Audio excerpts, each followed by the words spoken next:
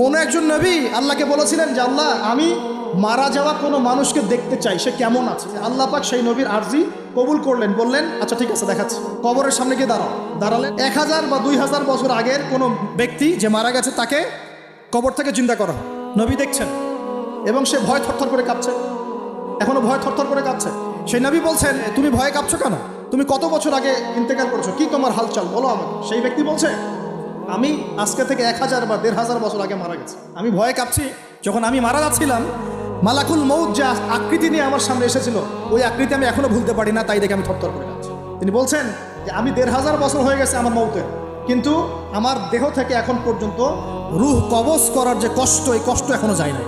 আর এই সব দুর্নীতি করে আর অন্যায় করে মানুষের সম্পদ আত্মসাৎ করে অন্যের উপর অত্যাচার করে আমরা ভাবছি যে আমরা কালকে আমাদের মাঠে পার পেয়ে যাবো। খালি কবরে যাও তারপর বুঝবো। আল্লাহ রাব্বুল আলামিন আমাদের সবাইকে হৃদয়ের চোখটা খোলার তৌফিক দান করুন।